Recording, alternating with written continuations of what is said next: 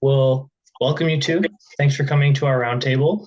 We've been doing these, I think, for the last, 6 months now, maybe 4 months, 6 months. And we're trying to just create a little more sense of like community with our client base. Like we have a lot of insight and skill and talent on our team, so we want to be able to provide some of that to our clients, but also, yeah, like foster a little bit more like conversation between our clients because we have some local, some not. Looks like both folks here are actually from Kalamazoo. So that's cool.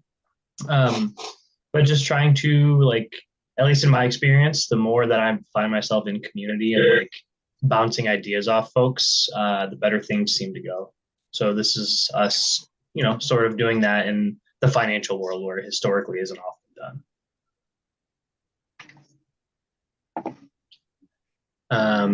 I'm not Michelle. You both know Michelle already. She's been doing this for 10 plus years. There was a while where it was just her. I think about 4 years. I came on like 6 years ago, and now we have a full team. We have Lauren doing. Actually, wait, could you go to the next page? I guess. Um, Lauren's our business advisor. It's been 3 years with us, right? Hmm. Sweet. And Eric's And our full time bookkeeper. for like 6 years. Awesome. Eric, you've been here for a year.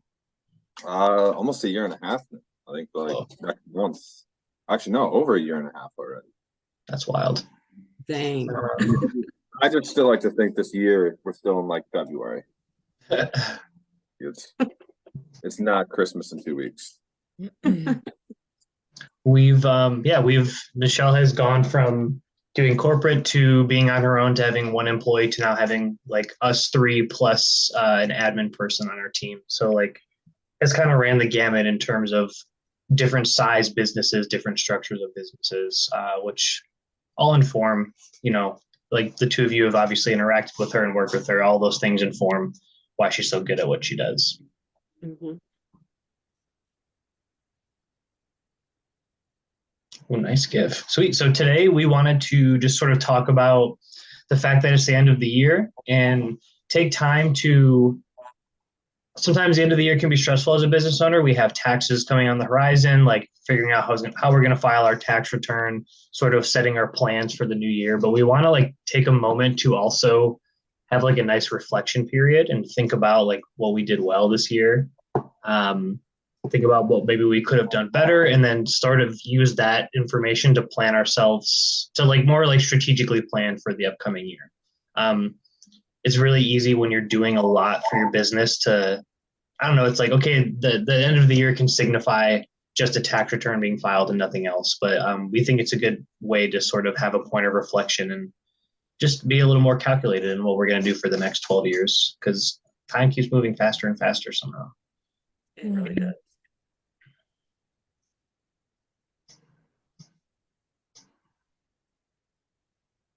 Oh, Oh man, yeah, I'll go. Just like the first part of the end of the year, as we came up with like the rejoice, reflect, and rev up is rejoice. Just be happy you made it through the year. Your company hasn't, gone in flames. You're not bankrupt, hopefully. Um, there's, I mean, there's so many negative things that could have happened this year, and you're still here. So I think of that as just a positive, like because the next two steps are really more homework, and they're a lot harder. So just take a step and celebrate. Don't be too hard on yourself. You made it. Evan's gonna yeah. get to bring you the bad news. I get to bring you the happy news. That was how I requested it. So And I think since we have like a pretty intimate group, can we like maybe talk about what we're rejoicing about for the end of the year? So like Tony and Tanya, if you want to share anything that you're super proud of, or just looking back and thinking on like where you had a win. Do you guys have anything you'd like to share? Not to put you on the spot, which I kind of just did, but yeah, like your big wins. yeah. Yeah, I can go first. Um, I think one of my biggest wins is I got my first like year contract at the end of the year for next year, which is pretty sick. I'd never had year contracts before. I was mostly like project based. So I mean it's nice to like pivot a little bit to doing a whole like kind of yearly project with with a company. But also I think in this year I added 2 people to my team. I did a lot of growth in terms of equipment that I've gotten, and the quality of the video and audio that we put out has gone up like tremendously. Um, I released my company released a music video earlier this year, which is really, really good and it's doing well. Um, I know there's a lot to like. I feel like for me right now, there's a lot to rejoice about, and I have to like put that into perspective on Mhm. going into next year, because that's where all the work um, from this year comes. So yeah, I pat myself on the back on some of the choices I've made and the hard work I put in this year. Yeah, you got a lot of wins. That's what's Mhm. up. Congrats. Yeah. Congrats on recurring income for the year. That is a big deal. Right though.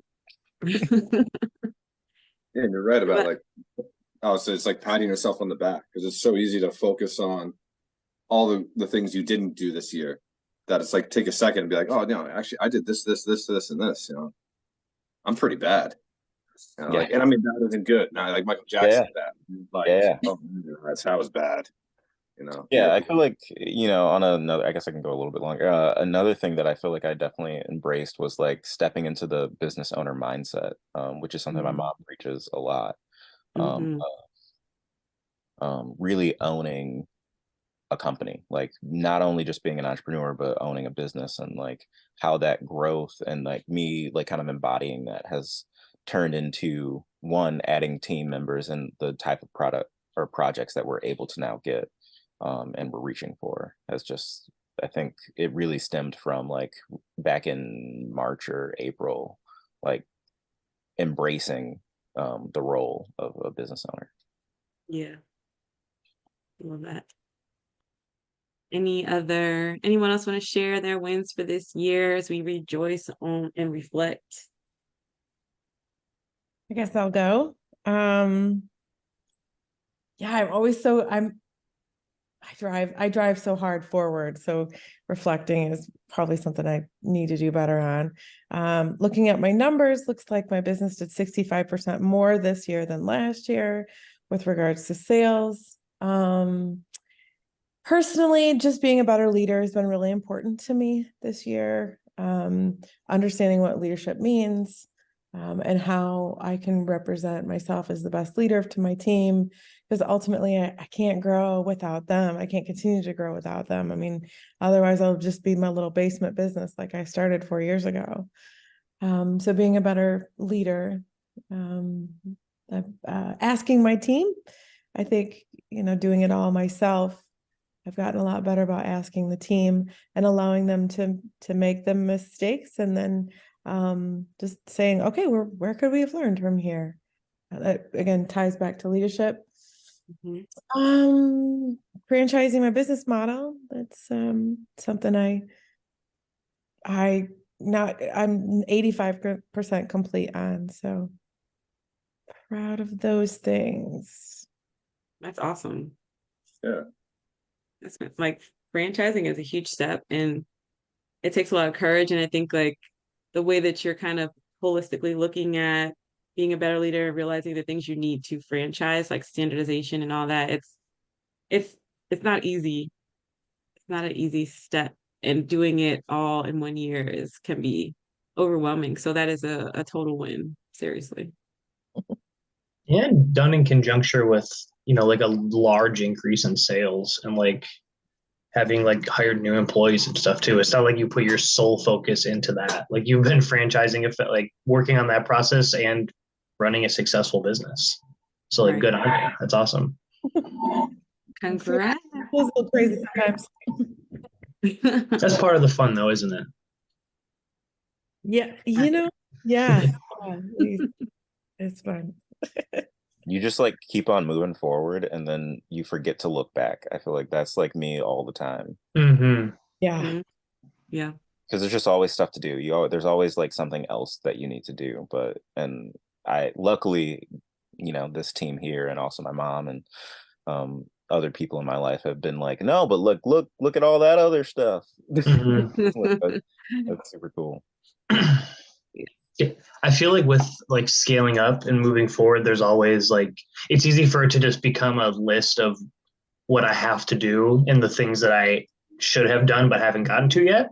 But Yeah. like it's nice to reframe it of like, okay, maybe there's some things I didn't quite get to this year, but that's because I was doing like a heck of a lot of other things. It's not like any of us have been sitting around just like waiting for the year to pass. Like everyone that I work with here seems to have been like really kind of like nose down and like getting the most out of their time, which is awesome. And so I think it's funny how simplistic it sounds to just be like, just take a second to think about what you've done. But it's very easy not to. It is. Yeah, it is. But when you do, it can be so rewarding. So I think Michelle is huge on recognizing your wins, like as a way to start off most of her calls and most of her interactions, just so we can kind of start with that positive view. So we got to keep doing that. And welcome, I think it's Alicia. Did I say that right? Yes, how are you? Welcome, welcome. Thanks for joining us. We were just kind of talking about today's topic, which is rejoice, reflect, and rev up. It's year end, so we're trying to be reflective and really think about the wins that we've had. And if you have any you would like to share, no pressure, but feel free to jump in and just share some of your wins for the year. Well, so I have a nonprofit, which is what's over my head.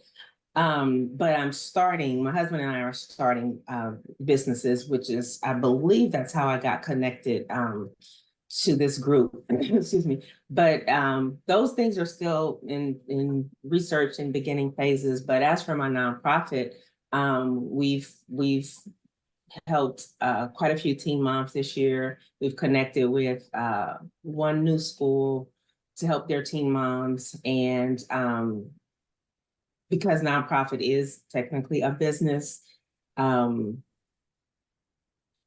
just being able to sustain our budget and provide the services that we do provide, always hoping, wishing, and praying for more money so that we can provide more resources. But we did a lot this year in our scholarship program. Our total to date is $11,000 in scholarships, 5 of that being this year. So Congrats. That's amazing. Thanks for sharing. That's very cool. Glad to see the growth and good luck with the new business. I mean, that's why we wanted to create this. Like Evan said earlier, we want to create community. So, there are, I think everyone's a full-time entrepreneur in the group. And so, just sharing with each other and being in this community is just so helpful when you're growing. So that's exciting.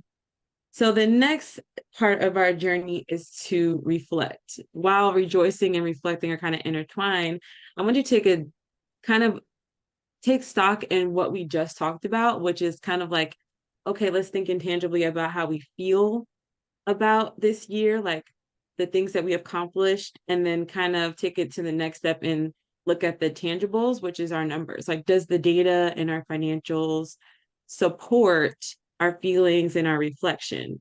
Like, I think as business owners, we really need to understand our numbers more and really know that, okay, I feel this way, I'm seeing this happen. What are the numbers saying? And I love that, Tanya, you knew exactly how much your business grew. You knew how much revenue you brought in. And I'm sure you know like what's going out, and really taking a look at that and understanding where you are, like truly where you are, and the health of your business is just so important for being able to rev up and plan for the upcoming year and for upcoming projects or whatever you want to do. So when you're thinking about, I've gone through this, we had these ups and downs, I'm really excited about where we are, or I'm really excited to get to where I want to be, how do your numbers fit into that picture for you? Something that we offer at Mitchell Consulting is a wellness assessment where we really go through financial things that sometimes when you're in your passion, you don't think about these things. You may not think about your succession plan. You may not think about how to invest and grow your team. I love that Tony said that you hired people on your team. Like, these are steps that you take to scale and grow. And so there are so many different things that you have to think about as not just the owner, but now a leader of a team, So how have you reflected on your data, your numbers, and how do you feel about like where you are now? Like, do you feel ready and capable to go to the next step? Any any other thoughts? I mean, do we ever feel ready and capable? I mean, I was about to say the same thing, honestly. there's always like, for me, I make the best decision when I can with the information at the time, but different variables show up. And being an entrepreneur, it's all about, okay, we can work with this, like that's really what it is.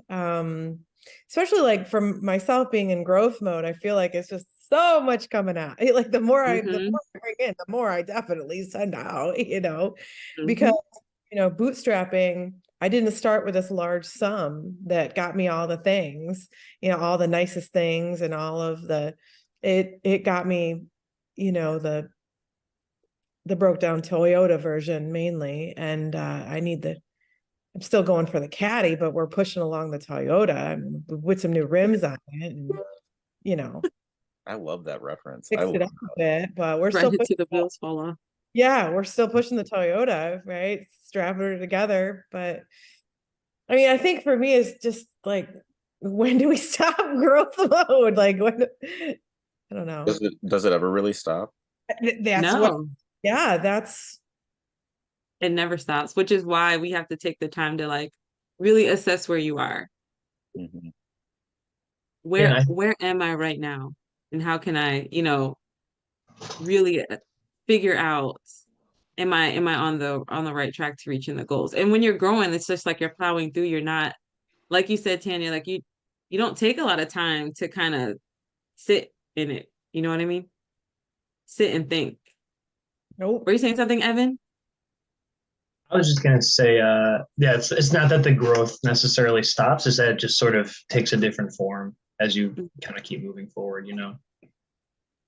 Um, and yeah, I guess to also what you just said, it's like with so much happening all the time, like you just said, like you have to be making decisions, and like you don't exactly have a lot of time to like sit and ruminate and make the most calculated decision. So we're trying to take the standpoint of like, let's sort of work in this like reflection period, maybe, not necessarily every day or every week, but like if we're doing this more frequently and we're trying to be a little more active about it, we're going to be more keyed into what's going on. And when we have to make those quick decisions, we'll have a much better sense of the bigger picture of our business instead of just trying to make. So, like, if you have to make a quick decision, at least you have as much information as possible versus being entirely in the dark and then being faced with a decision. And you kind of feel like you're aiming at a moving target sometimes. If you're not, taking time to think about what you've done right, figure out where you are in space and time, and just have an idea to like we said it before, just like rejoice over what you have done. Mm-hmm. Definitely. Yeah. And as you reflect, sometimes it kind of helps you with your strategy, just like, reassessing different items, things you may spend on, your price point and your offerings, your value proposition. Like some of those things are things that you kind of think about, like when you take a second to really look at where you are and what you've done, what you've accomplished, and what your numbers are saying, honestly. Mm-hmm. You know? Yeah, I feel like and this is maybe also works as like a segue into like the next part, but like having this sort of like subjective reflection where like we're asking ourselves how have things felt, what has the last year looked like, but also making sure that we're like doing that reflection with data so that like, because it's very easy to set, to say like, oh, I wanted to have sales go up in this last year. Like what metric are you using? Are you creating an impossible goal that you're, maybe couldn't have never have reached? And so you're kind of setting yourself up to be like disappointed and too lofty of a goal.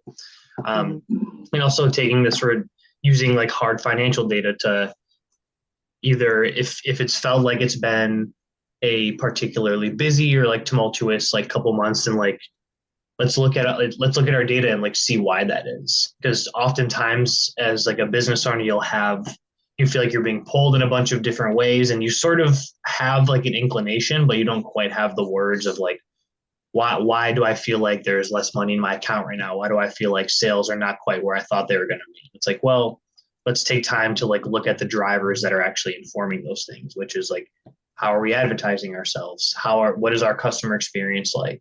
All those things that they're done so frequently that it almost kind of feels like things go on autopilot, but like they are all things that we can pay attention to and change in specific ways to like sort of get us more on track with what we're trying to do. Totally. Yeah.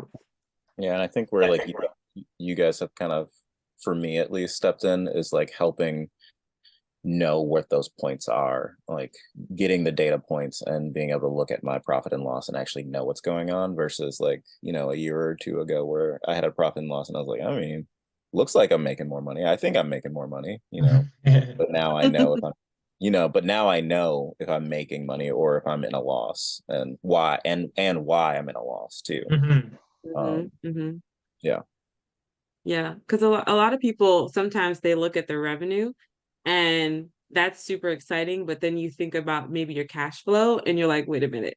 That's where you're like, I made money, but I don't have money. Like, where is the disconnect? And that reflection is just so important when making moves, because sometimes you need to be liquid and sometimes you need to, I don't know, find financing, like, I have this lofty goal. I really want to get to this point, but I also need cash so I can pay for things and emergencies. Like, maybe it is time for me to find an investor or find some financing somewhere to get to the next level, because, why use my own money? I should, Yeah. like I got to have assurances in place. And so if you can get that type of financing, it could take your business to the next level, but you wouldn't even really realize that if you don't really sit and reflect on, where you are right now and the health of your financial health, and what your financial health is in the moment. Right. Right. Right. So thanks. That's a great point. Alicia. I was just going to mention when talking about finances and needing assistance and trying to get your business off the ground. Are you guys aware of well, I don't know if it's through SBA, but I know they're connected, but there's an organization called SBDC, and they will help you get your financial picture and portfolio and all that together so that you do qualify for a loan. Oh. Yeah.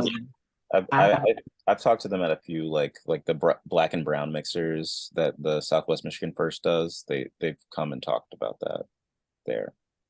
And I'm pretty sure it's free too, isn't it? It is free. Yeah. And I mean, if anyone is interested, the lady that I'm working with that I actually got from my friend, she is phenomenal. And she basically, I mean, what was crazy to me is she was surprised that I had kind of a draft of a business plan and my and a budget. And she was like, most people come to her with an idea. And I'm like, what? So if you even have some of that, I mean, it would just be great. But you basically can go on their website and ask to be assigned to someone. But when I first did that, I didn't get a response. And so then I kind of went directly through her, and then she gave me the website all over again, but told me to ask for her specifically. And they did make the connection. So, but just to put it out there, because I didn't even think you could get a loan until you were 2 years into your business, which is what I was told, but that's not true. Yeah, you just have to have the right information. It's got to be documented the right way. You got to be organized. Yeah. So just so you guys know. Yeah. And just so everyone, because this is being recorded, we're going to share, just so everyone knows, that is the Small Business Administration. And so small business development centers are all over the country. And exactly what Alicia said, like they're there to help you, one, find resources and give you information so you have more info to kind of get to where you want to be. And then they'll have like advisors and things you could connect with. So thanks for sharing that. That's a great point and a great resource for small business owners. And I think it's all over the country. It is. Definitely every state has their own version, like version of it. Yeah. But yes, awesome. So now that we have our info, we've sat and assessed, we want to get to the next step. Right? Ooh, I like that. That's cool. Also want to raise up that we were like, what's cool and important about these is making connections that you might not have made before, having community, and like there's Alicia coming in with like an awesome resource, sharing to folks that she is seemingly just meeting for the first time. So thank you for doing that, and I feel good about like what we're doing, like bringing folks together, because that's like a very tangible way, like a tangible benefit of doing this. Yeah, so kind of shift now to thinking about moving forward. I kind of want to like look at this in two tracks, like one, the like objective side, and the other being the more subjective side. I'll start with the objective. Um, for a lot of folks, like I said before, the end of the year is just really like, okay, it's time to submit a tax return.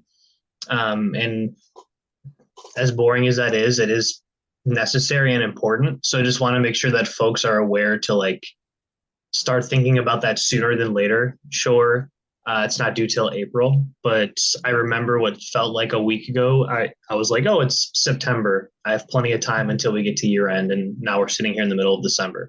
So like, make sure you have things in line. We are providing those services for folks that we're working with, but just like want to make sure that you're connecting with whoever's going to file your taxes in advance, because they're also going to be super busy pretty much from like January 1 all the way until 5 p.m. on tax day, quite honestly. So like have a plan of how you're going to get your taxes filed, have an idea of, make sure that you've paid attention to your staff and you have all the correct addresses to be sending them all the necessary tax documentation. Make sure you've been collecting W-9s for contractors that you've been paying, all of that administrative stuff that is a little dull, but absolutely necessary. Because in my experience, I've worked both personally and with folks that didn't want to like be proactive about this. And it's so much easier to handle this now than, you know, when it's March or early April. And now you're asking for W-9s from someone and they're being asked for W-9s from like 9 people at once. So like, it's always good to be proactive about all of this. And so now for the more like subjective side is like, let's think about sort of like paving our way into this new year, but doing it in a more like strategic way, like I was sort of alluding at before. I've worked with a lot of folks that will have like their goal for the next year will be sales. I want revenue to increase. I want my costs to be cut, which again, in theory are like, those are good things for a business, but we want to make sure that we're being a little more like measured and like calculated with setting these goals for ourselves.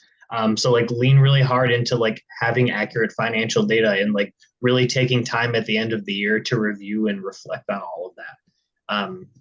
Because I think I've kind of mentioned it a few times. It's easy to say like, okay, well, I want sales to go up X amount, and then you get to the end of the next year and you didn't hit this goal, and then you kind of beat yourself up over it. It's worth thinking about, was that goal even possible in the first place? We want to make sure that we're setting goals that are like attainable and also push us forward in a healthy way, not in a way that either makes us run too thin or, you know, like I said, they're set in a way that is you never were going to reach it. So it's kind of setting yourself up for failure. Lauren, Eric, you have anything you want to add about just like planning moving forward? Yeah. So a book Michelle talks about a lot, I think it's the 12-week year, I want to say. And the concept of that book, not to ruin it for anyone, but concept of the book is really like, okay, let's kind of chop the year up into quarters, really. And so instead of making a lofty year goal, I mean, you can do that, but I think it's so important to give yourself benchmarks so that you can feel, because there's something about the endorphins of reaching a goal. And maybe that's because I'm an overachiever. So like every little thing I like try to make a goal so that I can feel better about myself and be validated. Like that's just me. But you know, when you set these smaller goals, it just makes the larger goal feel so much more attainable because you can take it in these smaller chunks. Like you can't eat an elephant in one bite, right? That's the saying.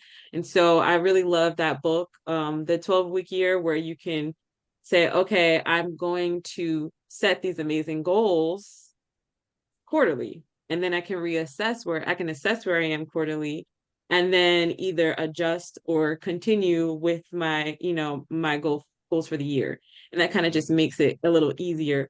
But again, like Evan was saying, to make kind of like SMART goals, like attainable and measurable goals, you have to really know where you are. You have to take a step back and understand, like, okay, I want this to be my sales goal, but then kind of back into how you're going to do that. Like back into what the strategy is behind that, because that's honestly going to be what takes you beyond to your goal, and beyond is the strategy. You have to have actual tangible thoughts and ways that you're going to make that, you know what I mean? Because everybody here is an expert at what they do. They're an expert, and you're doing your business for your reason, because you're great at it, and people see you as a resource.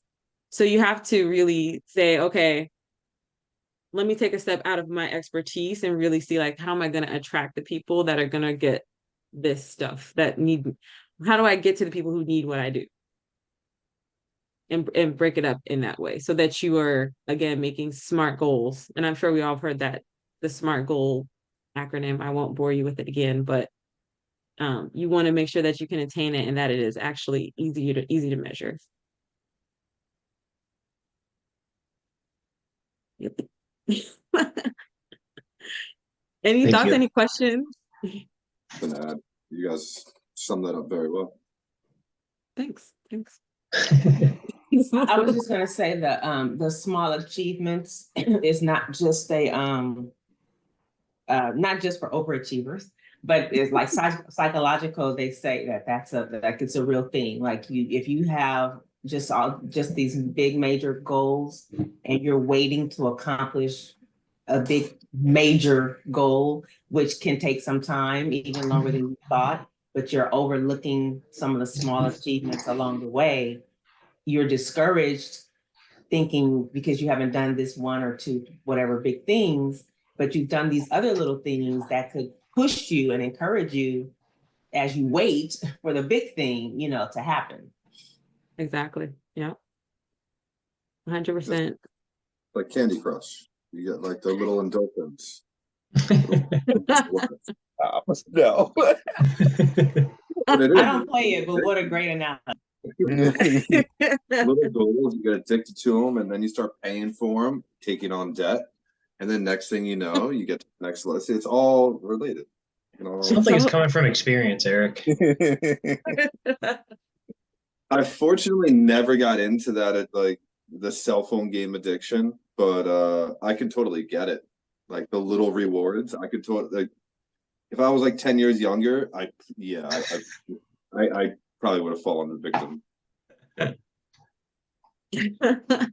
definitely fallen victim to Monopoly, but anyway, moving on. To Monopoly. On your phone, it's like the best game. Anyway. I think I'm gonna take your concept of like into my I have a team year planning meeting on Friday, so I think I'm gonna take that. Like, let's think about it in quarters versus let's instead of the whole year. I like that approach. Yay.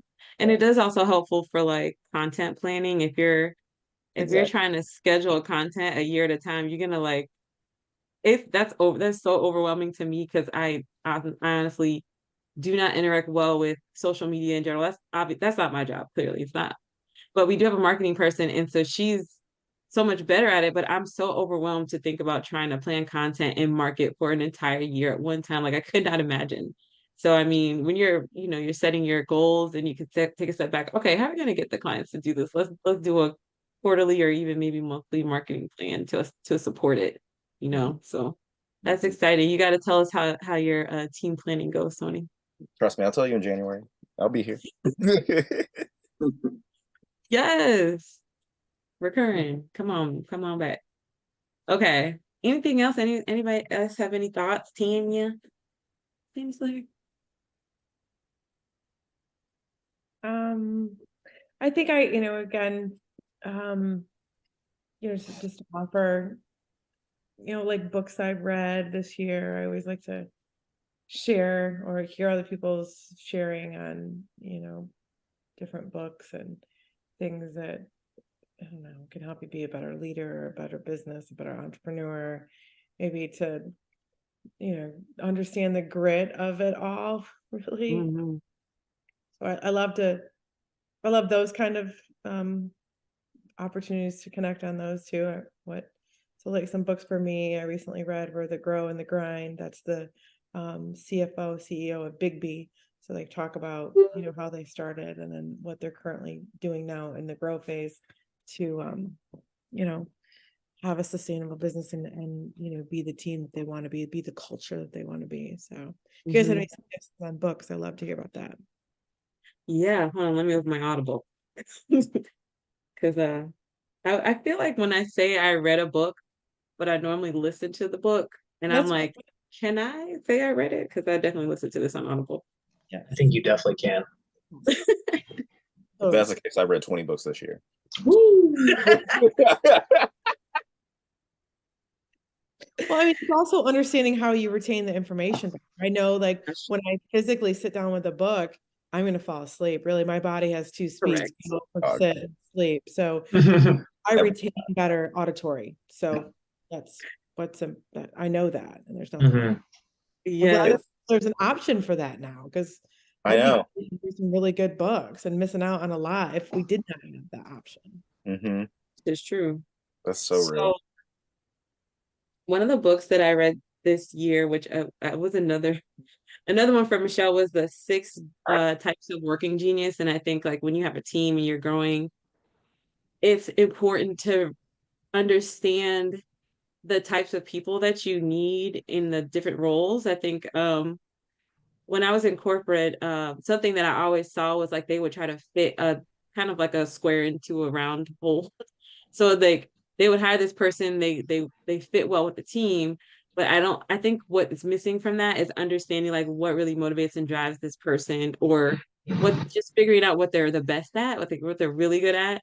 And this book kind of helps you to put that into like different categories so that you can hire really based on what you need, a little bit past somebody's resume. You know what I mean? Like your resume is going to tell you what you've done, but then kind of asking questions into like what drives and motivates people and what they want really can help avoid, those clashes when it comes to, just dealing with people in business. So I really enjoyed that book, The Six Types of Working Genius by Patrick. I don't even know how to say his last name.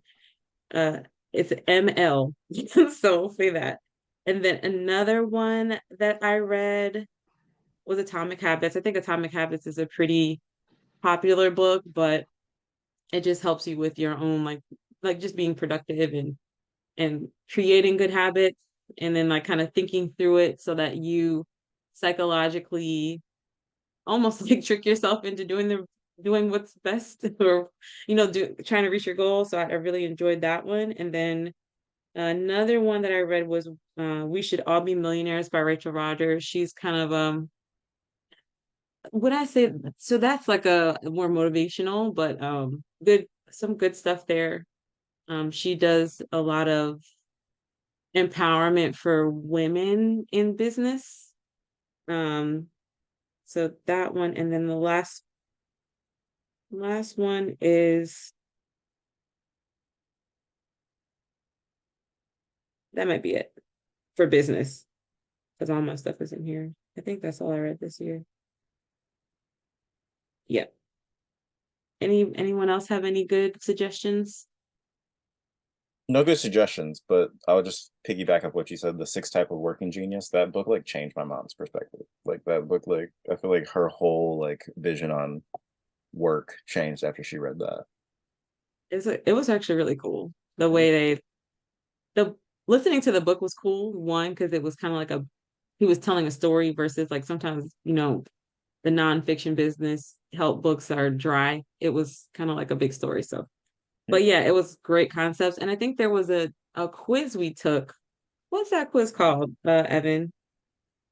With the like seeing if you're a visionary or an operator, or Oh, that's not like the ENFJ test. Is that one? it wasn't that specifically. It was kind of, you know what? I probably have an email of it. Uh, oh man, we'll have to share it.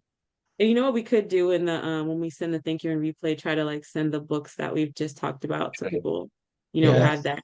It's a good that's a great thing that you brought up, Tanya. Is just to kind of like start the year and think about, different ways that you can self-improve and learn, and sharing books is a great way to do that.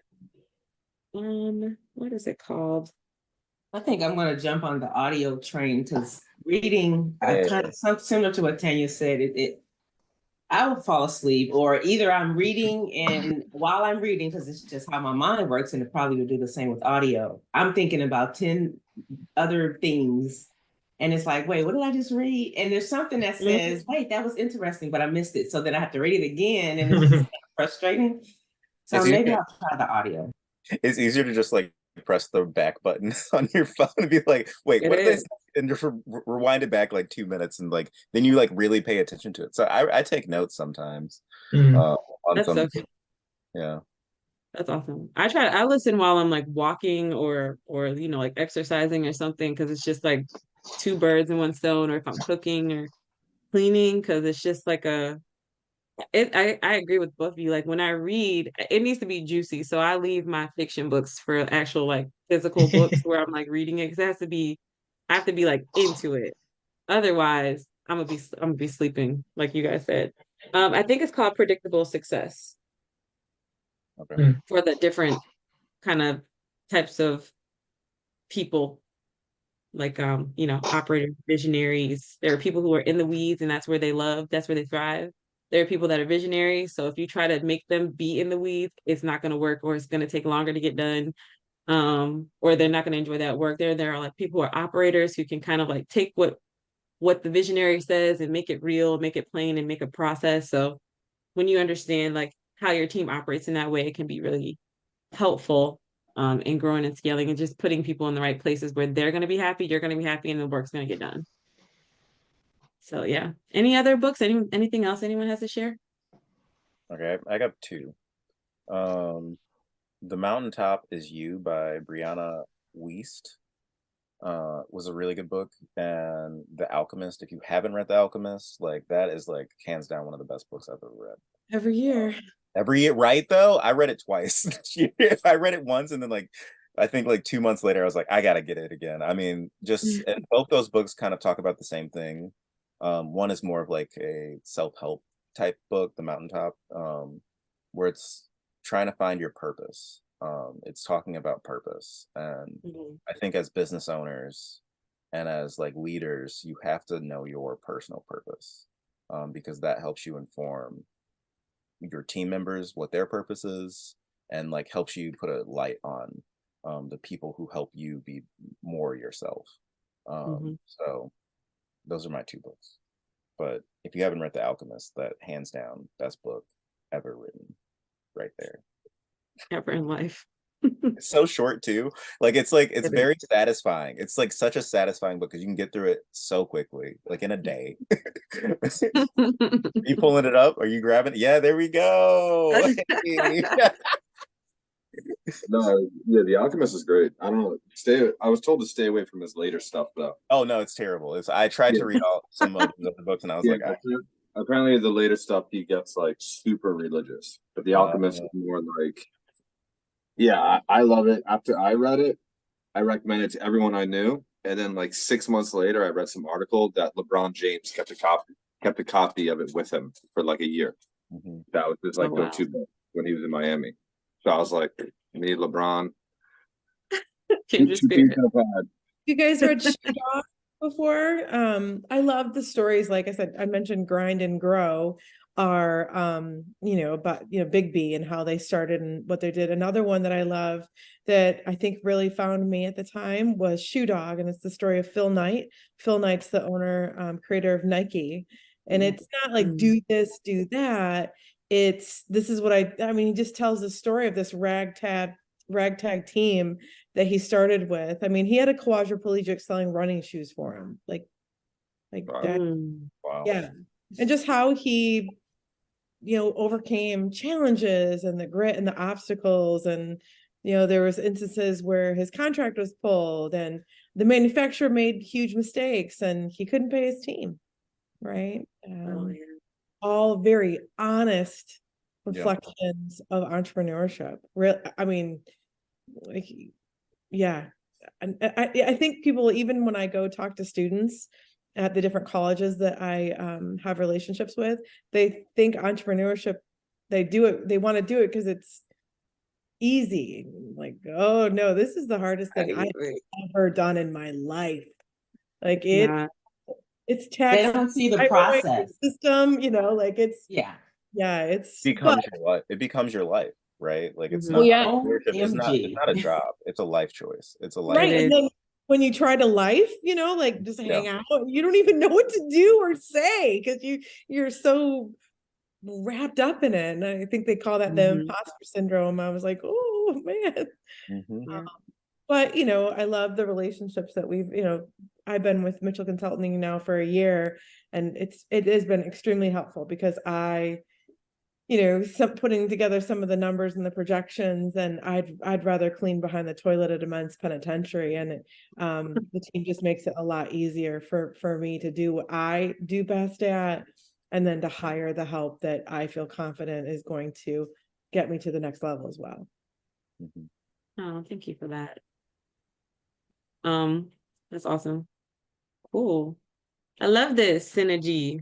I like it. I like it. Anything else anyone want to share, or as we wrap up, we got like 10 minutes left, so I don't want to take too much of your time. So now that we're at the end of this was an awesome conversation. I hope everyone is super excited for the new year, but definitely takes the time to truly reflect on this year and your ups and downs and just appreciate the journey. We appreciate you guys for being here, and we're doing a raffle for the holidays called 12 Days of Christmas. So if you use the QR code, you should be able to get to our raffle where you can enter doing different activities that we have listed to enter you into our raffle. And the prize is free access to one of our transformative courses called Begin with Profit. It really helps you to prioritize things and kind of get things in order and think about the money first, right? Like briefly, if we just say, I want to do this thing, I'm a new entrepreneur, I'm going to price it. How are you going to price it? You kind of have to think from what you need and then kind of think backwards to where you to what you need to come in, right? What do I need personally? What do I need to come in to reach this goal personally? So it kind of helps you to just reprioritize and rethink how you approach business, and it helps you with some foundational things as well. So it's a awesome course. So if you would like to enter to win free access, feel free to use this QR code. And thank you guys for joining us. If you have any questions or you want to reach out to us, feel free to reach out to us directly. Yeah, whoever did the production on that course killed it. I just gotta pat them on the back. Good job, Tony. The man. Tony the man. Sorry, I got hit. Thank you, everyone. Oh yeah. Thanks for joining us. Happy This is fun. holidays. Good job. Yeah, happy holidays. Have a good. Happy holidays. Nice Pleased to meeting meet you, Alicia. Happy holidays. Nice meeting you guys. Yeah, nice meeting you. Bye. Bye guys. Nice Yeah. to meet you. Take care.